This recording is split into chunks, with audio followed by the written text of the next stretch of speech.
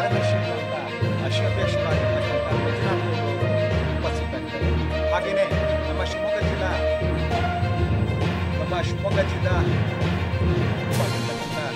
ಉಗ್ರವಿ ಮೌಲವಿಯವರು, ಹಾಗೆಯೇ ಜಿಲ್ಲಾ ನಮ್ಮ ಸಮಾಜದ ಅಧ್ಯಕ್ಷರು ಮತ್ತು ಇಲ್ಲಿ ಮಾಜಿ ನಗರಸಭೆಯ ಅಧ್ಯಕ್ಷರಾಗಿ ಕೂಡ ಕೆಲಸ ಮಾಡಿದಂಥ ಮುಖಂಡರಾದ ಸ್ವತಃ ವಕೀಲರಾದಂಥ ರಮೇಶ್ ಹೆಗಡೆಯವರು ಮತ್ತು ನಮ್ಮೆಲ್ಲ ತಾಲೂಕಿನಿಂದ ಬಂದಂಥ ತಾಲೂಕು ವಕೀಲರ ಸಂಘದ ಪ್ರತಿನಿಧಿಗಳು ಮತ್ತು ಜಿಲ್ಲಾ ವಕೀಲರ ಸಂಘದ ಎಲ್ಲ ಹಿರಿಯ ಪ್ರತಿನಿಧಿಗಳು ಮತ್ತು ಮುಖಂಡರು ಇಲ್ಲಿದ್ದಾರೆ. ಒಂದು ವಿಷಾದದ ಸಂಗತಿ, ಯಾವತ್ತೂ ಕೂಡ ನಾವು ವಕೀಲರು ಈ ಥರದ ಮಾಧ್ಯಮಗೋಷ್ಠಿಯ ಮೂಲಕ ಒಂದು ಸುಸಂಸ್ಕೃತ ಸಮಾಜ ನಮ್ಮದು, ಸಾಹಿತ್ಯಿಕವಾಗಿ, ಶೈಕ್ಷಣಿಕವಾಗಿ, ರಾಜಕೀಯವಾಗಿ, ಧಾರ್ಮಿಕವಾಗಿ ಕೂಡ ನಾವು ಬಹಳ ದೊಡ್ಡ ಜನಸಂಖ್ಯೆ ಇದ್ದರೂ ಕೂಡ ಇದನ್ನು ಅತ್ಯಂತ ಎತ್ತರದಲ್ಲಿ ನೋಡಿದಂಥ ಜನರು ನಾವು. ಕುವೆಂಪು ಅವರು, ಈ ನಾಡನ್ನು ಕಟ್ಟಿದ ನಾಡಪ್ರಭು ಕೆಂಪೇಗೌಡರಾಗ್ಬೋದು, ಈ ಸಮಾಜಕ್ಕೊಂದು ಬಹಳ ದೊಡ್ಡ ಧಾರ್ಮಿಕ, ಸಾಹಿತ್ಯಿಕ ಮತ್ತು ಸಾಂಸ್ಕೃತಿಕ ಗೌರವ ತಂದುಕೊಟ್ಟಂಥ ಬಾಲಗಂಗಾಧರ ಸ್ವಾಮಿಗಳ ಆಶೀರ್ವಾದ ಮತ್ತು ಮಾರ್ಗದರ್ಶನ ಇವೆಲ್ಲ ಇಟ್ಕೊಂಡು ಕೂಡ ನಾವು ಇವತ್ತು ನಮ್ಮ ಸ್ವಾಭಿಮಾನಕ್ಕೆ, ನಮ್ಮ ಆತ್ಮಗೌರವಕ್ಕೆ ನಾವು ನಡೆದು ಬಂದ ದಾರಿಗೆ ಬಹಳ ದೊಡ್ಡ ಕಳಂಕವನ್ನು ತರುವಂಥ ಕೆಲಸವನ್ನು ರಾಜರಾಜೇಶ್ವರಿ ನಗರದ ಶಾಸಕರು, ಅವರೇನು ಹುಡುಗರಲ್ಲ, 3-4 ಬಾರಿ ಶಾಸಕರಾದಂಥ ಮುನಿರತ್ನ ಅವರು, ಮಾಜಿ ಸಚಿವರು ಕೂಡ ಹೌದು, ಮಾನ್ಯ ಬೊಮ್ಮಾಯಿಯವರ ಸರ್ಕಾರದಲ್ಲಿ ಸಚಿವರಾಗಿ ಕೂಡ ಕೆಲಸ ಮಾಡಿದಂಥವ್ರು.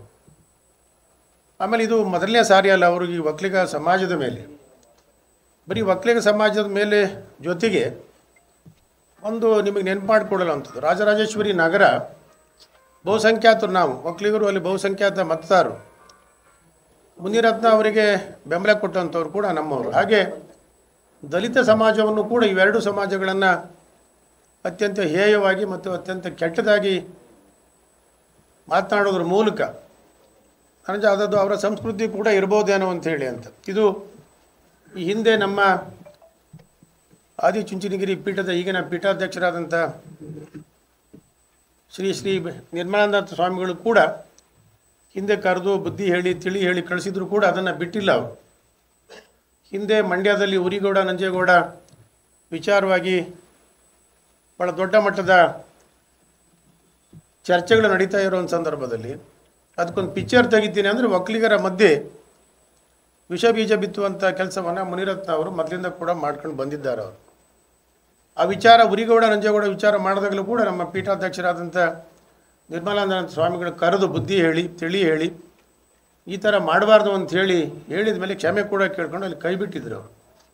ಮೊನ್ನೆ ಚೆಲುವರಾಜು ಅನ್ನುವಂಥ BBMPಯ ಗುತ್ತಿಗೆದಾರನ ಜೊತೆಗೆ ಅವ್ರ ವ್ಯವಹಾರ ಏನಿದೆಯೋ ಗೊತ್ತಿಲ್ಲ, ನಮ್ಮ ಕಮಿಷನ್ ವಿಚಾರನೋ ಅದು ಬೇರೆ ಏನು ವಿಚಾರಗಳು ಗೊತ್ತಿಲ್ಲ. ಮಾತನಾಡುವಾಗ ಅಂದರೆ ಈ ಒಂದು ಸಮಾಜ ನಿಮಗೆ ಹೇಳಿದೆ ನಾನು, ಸಾವಿರಾರು ವರ್ಷಗಳ ಇತಿಹಾಸ ಇರುವಂಥ ನಮ್ಮ ಸಮಾಜ, ಒಕ್ಕಲಿಗ ಸಮಾಜ ಯಾವತ್ತೂ ಕೂಡ ಎಲ್ಲರನ್ನೂ ಕುವೆಂಪು ಅವರ ವಿಶ್ವ ಮಾನವ ಸಂದೇಶದ ಪ್ರಕಾರ ಎಲ್ಲರನ್ನೂ, ಎಲ್ಲ ಸಮಾಜದವ್ರನ್ನೂ, ಎಲ್ಲ ಜನಾಂಗದವ್ರನ್ನೂ ಕೂಡ ಪ್ರೀತಿಯಿಂದ ಕಾಣುವಂಥ ನಾವು ಮೂಲತಃ ಕೃಷಿಕರು ಆದರೂ ಕೂಡ ಈ ನಾಡಿಗೆ ಭಾಳ ದೊಡ್ಡ ಕೊಡುಗೆಯನ್ನು ಕೊಟ್ಟಂಥವ್ರು ನಾವುಗಳು ಒಕ್ಕಲಿಗರು ಅನ್ನೋಂಥ ಹೆಮ್ಮೆ ನಮ್ಮೆಲ್ಲರಿಗಿದೆ. ಮತ್ತೊಬ್ಬರಿಗೆ ತೊಂದರೆ ಕೊಡೋದು ಹಾಗೆ ಎಲ್ಲರನ್ನೂ ಕೂಡ ಪ್ರೀತಿಯಿಂದ ನೋಡ್ತೀವಿ. ಇವತ್ತು ಆದಿಚುಂಚನಗಿರಿ ಕ್ಷೇತ್ರ ಕೂಡ ಧಾರ್ಮಿಕವಾಗಿ ಮತ್ತು ಶೈಕ್ಷಣಿಕವಾಗಿ ಮತ್ತು ಐತಿಹಾಸಿಕವಾಗಿ ಜನಪದ ಕ್ಷೇತ್ರದಲ್ಲೂ ಕೂಡ ಅವರ ಭಾಳ ದೊಡ್ಡ ಕೊಡುಗೆ ಮಾಡ್ತಾ ಆದಿಚುಂಚನಗಿರಿ ಕ್ಷೇತ್ರದಲ್ಲಿ ಇವತ್ತು ಎಲ್ಲ ಜಾತಿ ಜನಾಂಗದ ಜನರು ಬಂದು ಹೋಗ್ತಾರೆ. ಅಲ್ಲಿಯ ಭೈರವೇಶ್ವರ ದೇವಸ್ಥಾನಕ್ಕಾಗ್ಬೋದು, ಅಲ್ಲಿ ಕ್ಷೇತ್ರದ ಬೇರೆ ಬೇರೆ ಕಾರಣಕ್ಕಾಗಿ ಕೂಡ ಬಂದು ಹೋಗ್ತಾರೆ. ಅವರು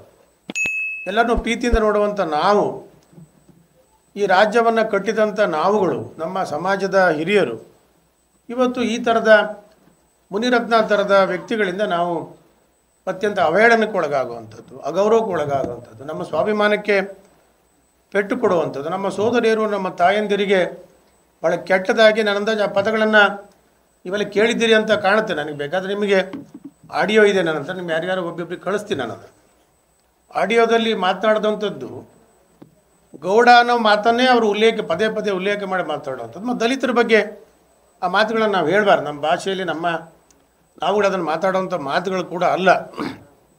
ಕೆಟ್ಟದಾಗಿ ಹೆಣ್ಣನ್ನು, ತಾಯಿ ಮತ್ತು ಹೆಂಡತಿಯನ್ನು ತನ್ನ ಮಂಚಕ್ಕೆ ಕರೆಯುವಂಥ ಕೆಲಸವನ್ನು ಭಾಳ ಹೇಯ ರೀತಿಯಲ್ಲಿ ಅತ್ಯಂತ ಅಗೌರವಯುತವಾಗಿ ಮಾಡ್ತಾನೆ ಅಂತ ಹೇಳಿದರೆ, ಬರೀ ನಮ್ಮ ಒಕ್ಕಲಿಗ ಸಮಾಜದ ಎಲ್ರಿಗೂ ಕೂಡ, ಯಾಕೆಂದರೆ ನಿಮ್ಗೆ ಹೇಳಿದೆ ಮೂಲತಃ ಕೆಂಪೇಗೌಡ ಕಟ್ಟಿದಂಥ ಬೆಂಗಳೂರು ಈ ನಾಡ ಪ್ರಭು ಅಂತಲೇ ಏನು ಎಲ್ಲ ಪ್ರೀತಿಯಿಂದ ಎಲ್ಲ ಜನಾಂಗದವರು ಸಮಸ್ತರು ಕರೀತಾರೆ. ಆ ಸಮಾಜಕ್ಕೆ ಅಗೌರವ ಮಾಡುವಂಥ ಕೆಲಸವನ್ನು ಮಾಡಿದಾಗ ಸುಮ್ಮನೆ ಕೂರುವಂಥದ್ದು ಸರಿನಾ ಅಂತ ನಾವೆಲ್ಲ ಹೋದಲ್ಲಲ್ಲಿ ನಮ್ಮೆಲ್ಲರೂ ಕೂಡ ಕೂತಿರೋ ನಮ್ಮನ್ನು ಅದು ಇಲ್ಲಿ ಬರದೇ ಇರುವಂಥ ಭಾಳಷ್ಟು ಮಂದಿ, ಯಾಕೆಂದರೆ ನಾವು ತುರ್ತಾಗಿ ಈ ಸಭೆಯನ್ನು ಕರೆಯುವಂಥ ಪ್ರೆಸ್ ಮೀಟನ್ನು ಕರೆಯುವಂಥ ವಿಚಾರ ಬಂತು. ಆ ಕಾರಣಕ್ಕಾಗಿ ಭಾಳ ಕೆಟ್ಟದಾಗಿ ನಮ್ಮವರೇ ನಮ್ಮ ಜೊತೆಗೆ ಚರ್ಚೆ ಮಾಡ್ತಾರೆ. ಸುಮ್ಮನೆ ಕೂತಿದ್ದೆ, ನೀವು ಇದೆಲ್ಲ ಮುಂದೆ ಹೇಗೆ? ಈಗಾಗಲೇ ಕಳೆದ ವಾರ ನಮ್ಮ ಪೂಜ್ಯ ಶ್ರೀಗಳು ನಿರ್ಮಲಾನಂದನಾಥ ಸ್ವಾಮಿಗಳು ರಿಯಾಕ್ಟ್ ಮಾಡಿದ್ದಾರೆ, ಅತ್ಯಂತ ಸೌಮ್ಯವಾಗಿ ರಿಯಾಕ್ಟ್ ಮಾಡಿದ್ದಾರೆ. ಅವರು ಇದು ಕ್ಷಮಿಸಲಾರದ ವಿಚಾರ ಇದು ಅನ್ನೋದನ್ನು ಅವರು ಅವ್ರದ್ದೇ ಆದ ಸಾಂಸ್ಕೃತಿಕ ಹಿನ್ನೆಲೆಯಿಂದ ಅವರು ಅತ್ಯಂತ ಗೌರವದಿಂದ ಮುಂದಿರೋದನ್ನಾಗಿ ಮಾತನಾಡಿದ್ದಾರೆ. ಅವರು ಅದು ಪ್ರತಿಕ್ರಿಯೆ ಕೂಡ ಕೊಟ್ಟಿದ್ದಾರೆ. ಇದು ಇನ್ನೂ ಭಾಳ ದೊಡ್ಡಕ್ಕೆ ಹೋಗುವ ಮೊದಲು ಸರ್ಕಾರ ಎಚ್ಚೆತ್ಕೊಳ್ಬೇಕು. ನಮ್ಮ ಸರ್ಕಾರದ ಭಾಳಷ್ಟು ಸಚಿವರು, ಚಲುವರಾಯಸ್ವಾಮಿಯವರು ನಮ್ಮ ಹಿರಿಯ ಸಚಿವರು, ಶಾಸಕರುಗಳು ಮತ್ತು ನಮ್ಮ ಕೃಷ್ಣ ಬೈರೇಗೌಡರಾಗ್ಬೋದು, ವೆಂಕಟೇಶ್ ಅವರಾಗ್ಬೋದು, ನಮ್ಮೆಲ್ಲ ಸಚಿವರುಗಳು ಕೂಡ ಮತ್ತು ಶಾಸಕರು, ಹಿರಿಯ ಶಾಸಕರು ಮನೆ ಮುಖ್ಯಮಂತ್ರಿಗಳನ್ನು 2-3 ಬಾರಿ ಭೇಟಿ ಮಾಡಿದ್ದಾರೆ. ಭೇಟಿ ಮಾಡಿ ಸಮಾಜಕ್ಕಾದ ನೋವನ್ನು, ಸಮಾಜದ ಜನರಿಗಾದ ಅವರ ಹೃದಯಕ್ಕಾದಂಥ ಗಾಯವನ್ನು ಯಾವ ಥರದಲ್ಲಿ ನೀವು ಕಡಿಮೆ ಮಾಡೋದಕ್ಕೆ ಸಾಧ್ಯ, ಈ ಮುನಿರತ್ನ ಅನ್ನುವಂಥ ಮನುಷ್ಯ ಅವನ ಹಿನ್ನೆಲೆ ಹೇಗಿದೆ ಅಂತ ನಿಮಗೆಲ್ಲರಿಗೂ ಗೊತ್ತಿದೆ. ಆತನ ಹಿನ್ನೆಲೆ ಈ ರಾಜ್ಯ ಕಂಡಂಥ ಅತ್ಯಂತ ಕೆಟ್ಟ ಕ್ರೌರ್ಯದ ಪ್ರತೀಕ, ರೌಡಿ ಕೊರಂಗು ಅಂತ ನೀವು ಕೇಳಿದ್ದೀರಿ. ಆತನ ಸಹೋದರ ಆಯಿತ. ಆತನ ಬಾಯಲ್ಲಿ ಏನು ಬರ್ಬೋದು ಅನ್ನೋದನ್ನು ನಾವು ನಿರೀಕ್ಷೆ ಮಾಡೋದಕ್ಕಾಗಲ್ಲ. ಅಷ್ಟು ಕೆಟ್ಟ ರೀತಿಯ ಪದಗಳನ್ನು ನಾವು ಇಲ್ಲೆಲ್ಲ ನಮ್ಮ ಅಕ್ಕ ತಂಗಿಯರು ಕೂತಿದ್ದಾರೆ ನಮ್ಮ ಜೊತೆಗೆ, ಅವರಿದ್ದಾಗ ಅವೆಲ್ಲ ಮಾತುಗಳನ್ನು ಆಡಬಾರ್ದು ನಾವು. ಆದರೂ ಕೂಡ ಆತ ಮಾಡಿದಂಥ ಮಾತುಗಳನ್ನು ಕೆಲವರು ಸರ್ಕಾರಕ್ಕೆ ಮಾತನಾಡಿದ್ರು, ಕೆಲವರು ಭಾಳ ತುರ್ತಾಗಿ ಅವನ ಮೇಲೆ ಕ್ರಮ ಕೈಗೊಂಡಿದ್ದೀರಿ ಅಂತ. ಏನು ಮಾಡಬೇಕಾಗಿತ್ತು? ಆತ ಹೇಳಿದಂಥದ್ದನ್ನೆಲ್ಲ ಇಷ್ಟು ದೊಡ್ಡ ಸಮಾಜ ಹೇಳಿಸ್ಕೊಂಡು ಆತನ ಮೇಲೆ ಕೇಸ್ ಹಾಕಿದ್ರೆ ಇನ್ನೇನು ಮಾಡಬೇಕಾಗಿತ್ತು? ಬೇರೆ ಯಾವ್ದಾದ್ರು ಸಮಾಜದವರಾಗಿದ್ದರೆ ಇನ್ನೂ ಭಾಳ ದೊಡ್ಡ ದುರಂತಗಳು ಆಗ್ತಾಯಿತ್ತು. ನಮ್ಮವ್ರು ಯಾರು ಆ ಮಟ್ಟಕ್ಕೆ ಕೇಳಿರಲಿಲ್ಲ. ಚರ್ಚೆಗಳು ಸರಿಯಾಗ್ಬೋದು. ಕಾನೂನು ಪ್ರಕಾರ ಈ ಸಮಾಜಕ್ಕಾದಂಥ ಅಗೌರವವನ್ನು, ಸ್ವಾಭಿಮಾನದ ವಿರುದ್ಧ ನಡೆದಂಥ ಹಲ್ಲೆಯನ್ನು, ಮತ್ತು ನಮ್ಮನ್ನು ಹೇಳಿದೆ ನಿಮಗೆ, ಈ ಒಕ್ಕಲಿಗ ಸಮಾಜ ಈ ನಾಡಿಗೆ ಕೊಟ್ಟಂಥ ಕೊಡುಗೆ ನಾವ್ಯಾರು ಕೂಡ ಲೆಕ್ಕ ಹಾಕೋದಕ್ಕೆ ಬರೋದಿಲ್ಲ. ಅದು ಶೈಕ್ಷಣಿಕವಾಗಿ, ಧಾರ್ಮಿಕವಾಗಿ, ಐತಿಹಾಸಿಕವಾಗಿ ಎಲ್ಲ ರಂಗದಲ್ಲೂ ಕೊಟ್ಟಂಥ ನಮ್ಮ ಕೊಡುಗೆ ಇವತ್ತು ನಮ್ಮ ಆತ್ಮಗೌರವಕ್ಕೆ ಭಾಳ ದೊಡ್ಡ. ಕೃಷಿಯಿಂದ ಸ್ಟಾರ್ಟ್ ಮಾಡೋಣ. ಮೂಲತಃ ಕೃಷಿಕರು ನಾವು, ಒಕ್ಕಲಿಗರು ಅಂದರೆ ಕೃಷಿಕರು. ಅದು ಕೃಷಿ ಇರ್ಬೋದು, ತೋಟಗಾರಿಕೆ ಇರ್ಬೋದು, ಬೇರೆ ಬೇರೆ ಇರ್ಬೋದು. ನಾವು ಕೊಟ್ಟಂಥ ಕೊಡುಗೆಯನ್ನು ಇಷ್ಟು ಗೌಣವಾಗಿ ಒಬ್ಬ ಮನುಷ್ಯ ಕಾಣೋದಾದರೆ, ಅದಕ್ಕೂ ಕೂಡ ಕೆಲವು ರಾಜಕಾರಣಿಗಳು, ನಾನು ಯಾವುದೇ ಪಕ್ಷದ ಹೆಸರು ಹಿಡಿದು ಹೇಳೋಕ್ಕೆ ಇಷ್ಟಪಡೋದಿಲ್ಲ ನಾನು, ರಾಜಕಾರಣಿಗಳು ಇದೇನು ಎಷ್ಟು ತುರ್ತಿತ್ತು? ಅಲ್ಲೊಂದಿಲ್ಲೊಂದು ಗಲಭೆಗಳು ನಡೆದಾಗ, ದೊಂಬಿಗಳು ನಡೆದಾಗ ತಕ್ಷಣ ರಿಯಾಕ್ಟ್ ಡೆಲ್ಲಿಯಿಂದ ನಡೀತದೆ. ಭಾಳ ದೊಡ್ಡ ದೊಡ್ಡ ರಾಜಕಾರಣಿಗಳು ಮಾತನಾಡ್ತಾರೆ. ಈ ರಾಜ್ಯದಲ್ಲಿ ಭಾಳ ದೊಡ್ಡ ಸಮಾಜ ಅನ್ಸ್ಕೊಂಡು ರಾಜ್ಯದ ಅಭಿವೃದ್ಧಿಯಲ್ಲಿ, ಬೆಳವಣಿಗೆಯಲ್ಲಿ ಪಾಲ್ದಾರರಾದಂಥ ಈ ಸಮಾಜಕ್ಕೆ, ಅದರಲ್ಲೂ ನಮ್ಮ ಜೊತೆಗೆ ದಲಿತ ಸಮಾಜವನ್ನು ಸೇರಿಸ್ಕೊಂಡು ಇವೆರಡು ಸಮಾಜಕ್ಕೆ ಭಾಳ ಅವಹೇಳನಕಾರಿ ರೀತಿಯಲ್ಲಿ ಮುನಿರತ್ನ ಮಾತನಾಡಿದ್ದಾರೆ. ಅವರಿಗೆ ಈಗೇನು ಸರ್ಕಾರ ಮಾನ್ಯ ಮುಖ್ಯಮಂತ್ರಿಗಳು ರಿಯಾಕ್ಟ್ ಮಾಡಿದ್ದಾರೆ, ಒಳ್ಳೆಯ ಕ್ರಮ ಮಾಡಿದ್ದಾರೆ. ಅವರು ಸ್ವಾಗತ ಮಾಡ್ತೀವಿ ನಾವು. ನಮ್ಮೆಲ್ಲ ಹಿರಿಯ ಮುಖಂಡರುಗಳ, ಹಿರಿಯ ಸಚಿವರ ಬೇಡಿಕೆಯನ್ನು ಅವರು ಮನ್ನಣೆ ಕೊಟ್ಬಿಟ್ಟು ವಿಶೇಷ ತನಿಖಾ ದಳವನ್ನು ರಚನೆ ಮಾಡಿದ್ದಾರೆ. ಅದು ಆಗಬೇಕು. ಹಿಂದಿಂದನೂ ಕೂಡ ಇದೊಂದು ಪಿತೂರಿ ಅಂತ ನಾವು ಅಂದ್ಕೊಂಡಿದ್ವಿ ನಾವು. ಯಾಕೆಂದರೆ ಇವತ್ತು ನಿನ್ನೆ ಅದಲ್ಲ, ಇದು ಅಕಸ್ಮಾತ್ ನಡೆದ ವಿಚಾರ ಅಲ್ಲ. ಮಂಡ್ಯದಲ್ಲಿ ನಡೆದಂಥ ಉರಿಗೌಡ ನಂಜೇಗೌಡ ವಿಚಾರದಿಂದ ಅವರು ಪಿಕ್ಚರ್ ಮಾಡ್ತೀವಿ ಗೌಡ್ರ ವಿರುದ್ಧ ಅಂತೇಳಿ ಹೊರಟಾಗಲೂ ಕೂಡ ನಮ್ಮ ಪೂಜ್ಯ ಶ್ರೀಗಳು, ನಮ್ಮ ನಿರ್ಮಲಾನಂದನಾಥ ಸ್ವಾಮಿಗಳು ಹೇಳಿದ್ರು, ಕರೆಸಿ ಹೇಳಿ ಬುದ್ಧಿ ಹೇಳಿ ಕಳಿಸಿದ್ರು. ಅದ್ರ ಮೇಲೂ ಕೂಡ ಇದು ನಡೀತಾ ಇದೆ ಅಂದರೆ, ಆಮೇಲೆ ಬೇರೆ ಬೇರೆ ವಿಚಾರಗಳು ಮಾತಾಡೋದಕ್ಕೆ ಬೇಕಾದಷ್ಟಿದು. ಆತ ಏಡ್ಸ್ ಸಾಂತ್ವನ ಕೇಂದ್ರ ಮಾಡ್ತಾನೆ ಅಂತೇಳಿ, ಏಡ್ಸನ್ನು ಇನ್ನೊಬ್ರಿಗೆ ಇಂಜೆಕ್ಟ್ ಮಾಡೋ ಮಟ್ಟಕ್ಕೂ, ಅದರ ವೈರಸ್ಸನ್ನು ಇಂಜೆಕ್ಟ್ ಮಾಡೋ ಮಟ್ಟಕ್ಕೂ ಆತ ಯೋಚನೆ ಮಾಡ್ತಾನೆ ಅಂದರೆ, ಈ ಸಮಾಜದ ಸ್ವಾಸ್ಥ್ಯವನ್ನು ಕೆಡಿಸುವಂಥ ಈ ಥರದವರು ಈ ರಾಜ್ಯದಲ್ಲಿ ಇರಬೇಕಾ? ಇವರು ಈ ರಾಜ್ಯದಲ್ಲಿ ಇರೋದಕ್ಕೆ ಏನು ಹಕ್ಕನ್ನು ಪಡೆದಿದ್ದಾರೆ? ನಾಗರಿಕ ಅನ್ನುವಂಥ ವ್ಯವಸ್ಥೆ ಇದೆಯಾ ಇವತ್ತು? ಮಹಿಳೆಯರನ್ನ ಪಾಪ ಅತ್ಯಂತ ಗೌರವಯುತವಾಗಿ ಕಾಣುವ ಪಕ್ಷದಲ್ಲಿ ಅವರಿದ್ದಾರೆ.